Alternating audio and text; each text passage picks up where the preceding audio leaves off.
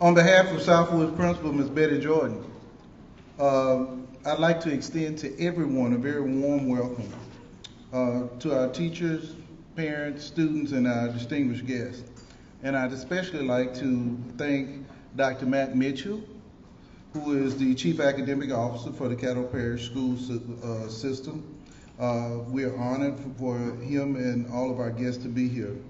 We're also honored to be graced by the presence of our Mayor, Tom Arsenault. And now I'll present to you the Mayor of our city, Tom Arsenault.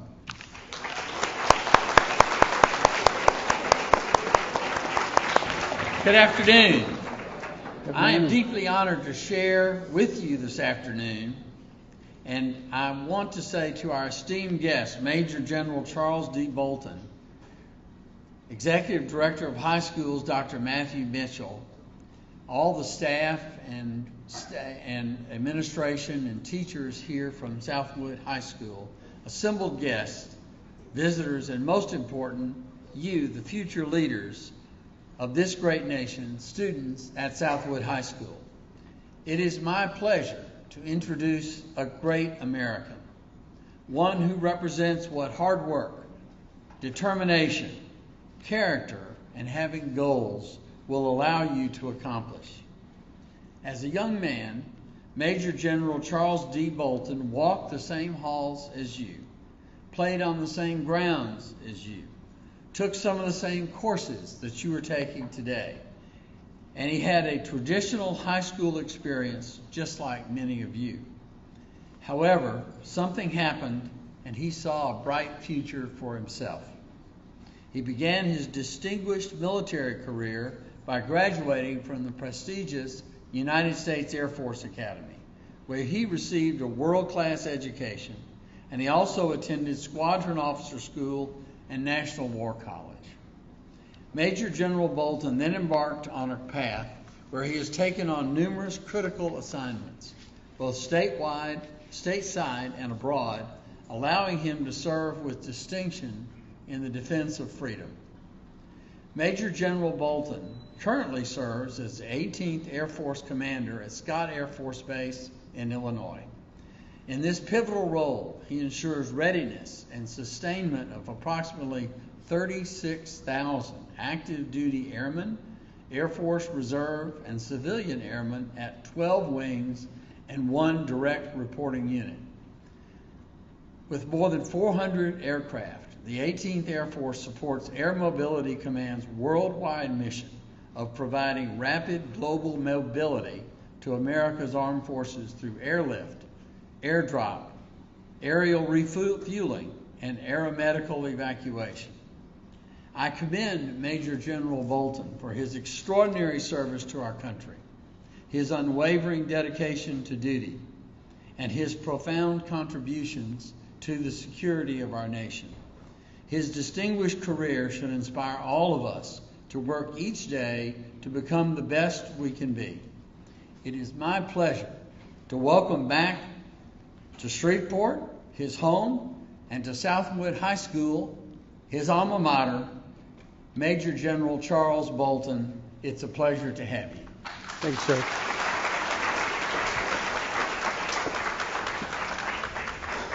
Thank you, Mayor. Appreciate it again. Okay, can everybody hear me okay? Okay, hey, thanks. So you're probably wondering why this old guy is on the stage wanting to talk to you today. It's because I love this school. Naturally, went here 35 years ago, but because somebody out there is going to be just like me 35 years from now.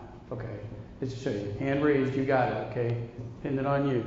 All righty. So I'm just going to tell you a little bit about who I am, and then I'll tell you about the job that I have. And then the local recruiter, Tech Sergeant Johnson's here. I'm going to have her come up with Chief Blunt, my command chief, and we'll do some Q&A. So those 9 words that are right there on the bottom of that slide are the words that I live by every day. It's on every email that I send out. It's on every slide that I produce. Because those 9 words are kind of the values that I've grown up with and that mean everything to me. I don't know if that's the chatter from my...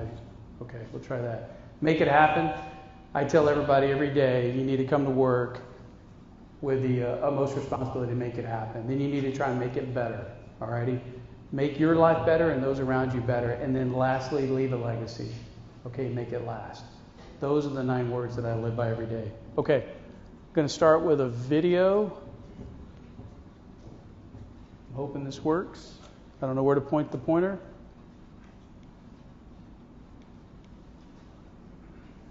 Somebody flip the slides for me. Is it not working? All right, we'll pause for a little bit. Okay, he's going to come get it. Okay. Normandy Drive. Anybody know where that's at? Okay, that's where I grew up.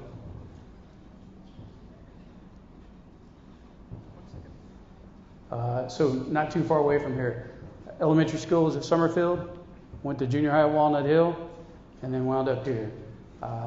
I will tell you the reason I got into the military was because of 2 teachers at this school. One of them was my sophomore year English teacher, Miss Carol Simonson.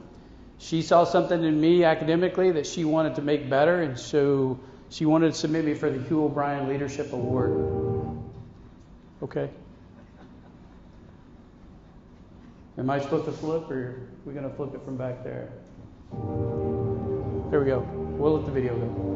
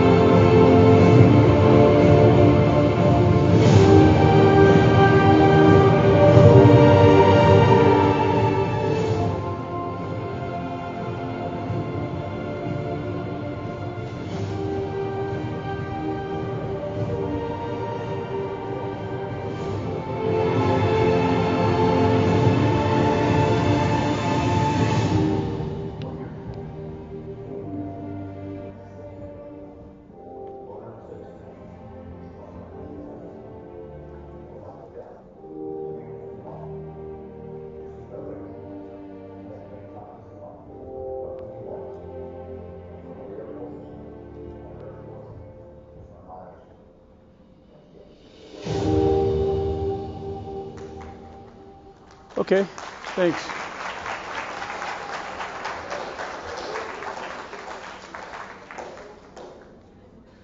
Okay, the words weren't there, but the video was narrated by the current chairman of the Joint Chiefs, General C.Q. Brown, who was our Chief of Staff of the Air Force. And it was about air mobility and the platforms that are fall under my command.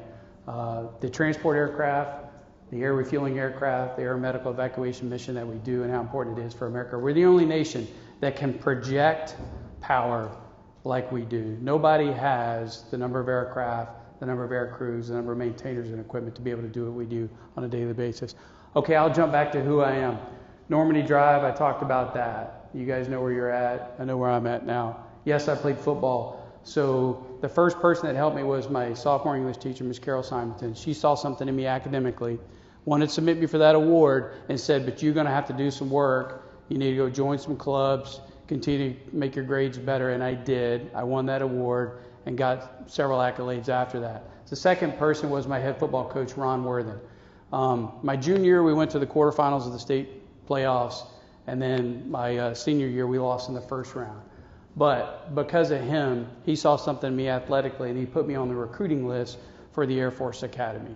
So I left here with good grades and good athletic skills and went on to play football at the Air Force Academy for a couple years, and then realized that football, although I loved it, wasn't in it for me. And then I moved on to just be a good cadet and just enjoy the military. So that's the graduation picture there. So after graduation, I got selected to go to navigator training. Went down to Randolph Air Force Base for that, and thanks to my beautiful wife here in the front row, who's from Shreveport as well, she wanted to go overseas, so we spent our first assignment in Japan. We went to Yokota Air Base, which is in Tokyo, basically. I've had several assignments since then, been deployed several times. That's what the pass and the flag picture is, my last deployment to the Middle East. I've commanded downrange twice. One of my achievements that I am most proud of is going to the Air Force Weapons School, which is the Top Gun school for the Air Force.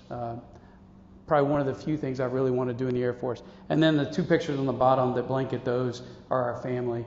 We got 3 wonderful kids that grew up in the military, sometimes liking it, sometimes not liking it. All are wonderful and live in different parts of the U.S. right now. So that's who I am.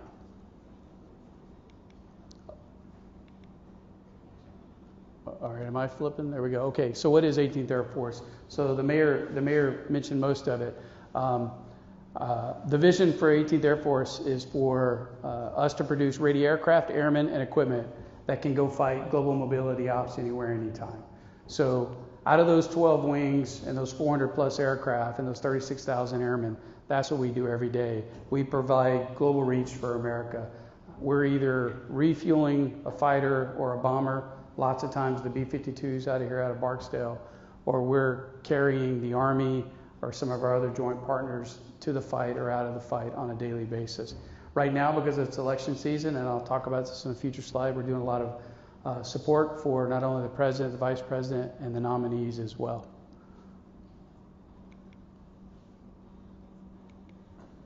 Okay, these are the mission sets that were kind of displayed in the video, but in the top left corner there, you'll see air medical evacuation. One of the things that we do very well as a nation is this mission. You have a 97% survival rate if you can get to one of our jets with the teams that we have on board. So as we were fighting the wars in Iraq and Afghanistan, these were missions that we flew on a daily basis. And 97% of the time, if we got the soldier, sailor, airman, marine to the plane, they were going to live 97% of the time. So it's something we're very proud of. And the top right, that's our KC-46, the newest tanker that we've got. And really it's the backbone of global reach, because without that, those tankers' ability to pass gas to those fighters and bombers, we wouldn't be able to project power. Bottom left is that DV support, the blue and white jets that you'll see. You'll see Air Force One on TV all the time, but there's a fleet of several aircraft that not only transport the president and his party, but our senior leaders. And then the bottom right, because I'm passionate about airlift as a C-130 navigator, that's a Diastel from Texas. But what we do is we move people on a moment's notice, anywhere, anytime they want to go, and we sustain them. So those are the 4 kind of key mission areas. I keep going backwards. All right. So on any given day, this is what the command that I work for is doing. You can see 47 tankers up in the air providing gas, 455 airlift sorties that are flying, either transporting people to or from the fight. We have 25 defense couriers, so we transport a lot of classified and sensitive material, and that's what they do. 14 patients are in the air right now somewhere around the world, and then we have an aircraft taking off or landing every 2.8 minutes. So we're very busy Air Force. Okay, here are my priorities. Advanced force and installation warfighting readiness. So my job is to target the investments for the command that not only advance but sustain our warfighting capabilities. So that's what I spend most of my time every day, is working with headquarters that I work for in order to ensure that those 12 wings have the resources they need. Second thing is developing ready airmen and their families. So that's about professional development, it's about mentorship, it's about standards of excellence, and then it's about advancing the quality of life of our airmen. So a lot of great initiatives are going into not only taking care of our airmen, but also their families.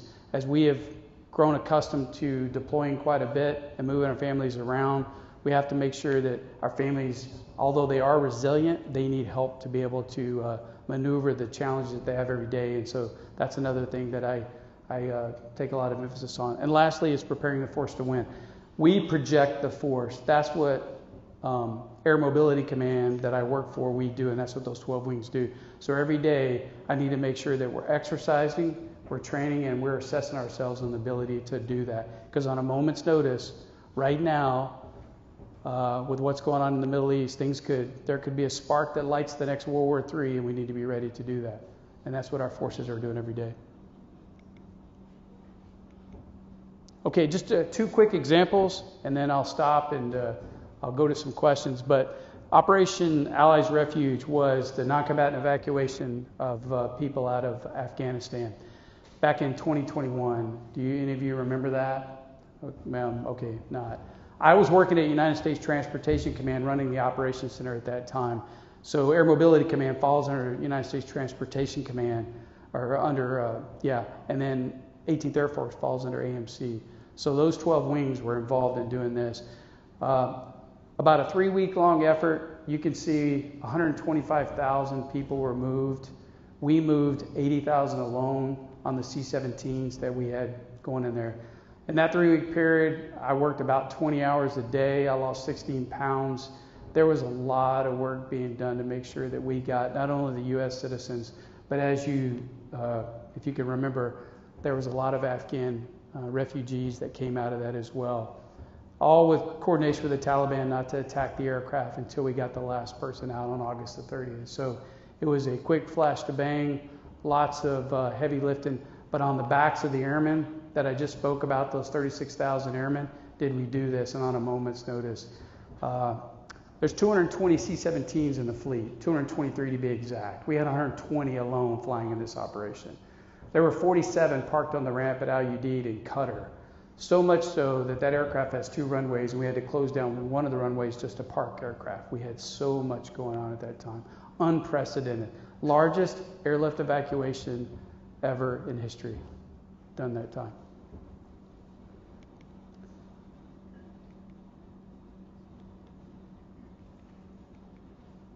Oh, okay.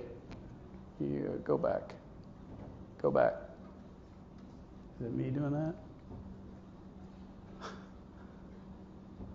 Okay, Project Magellan. Okay.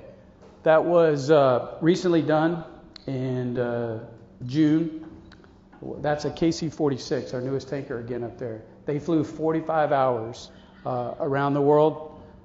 7 pilots, 3 flying crew chiefs on the aircraft. Never got off for 45 hours. And they refueled bombers, fighters, and even more tankers around the world. What this does is it demonstrates our ability to power project, our ability to sustain the fight. Most of you have probably flown on a plane and you've been on for 3 or 4 hours. Imagine doing that for 45 hours. This tested our ability to, no kidding, like move into the theater of operations, wherever that may be, and then continue to sustain that operations for the initial push. A very important flight. We'd done 2 flights before this, but they were nowhere close to 45 hours. So done by the team there at McConnell Air Force Base.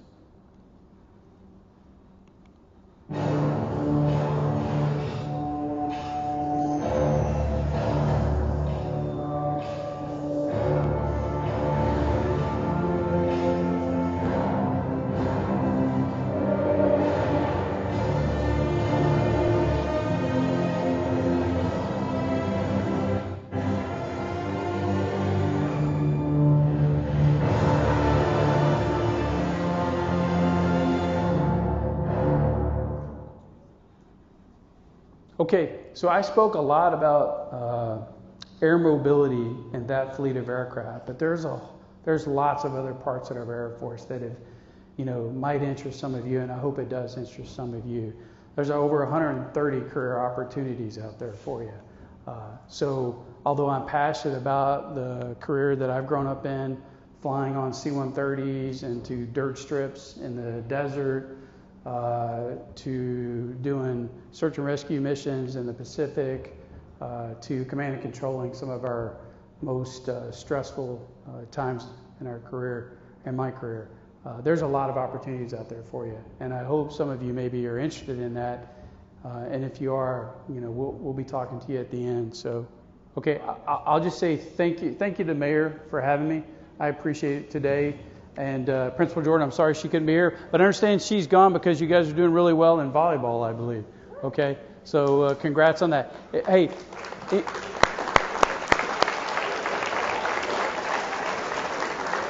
Anybody from Southwood can be just like me, okay? Literally. All right. So you all have that great opportunity. Thanks for all that you do, and I'll just finish with Go Cowboys. All right.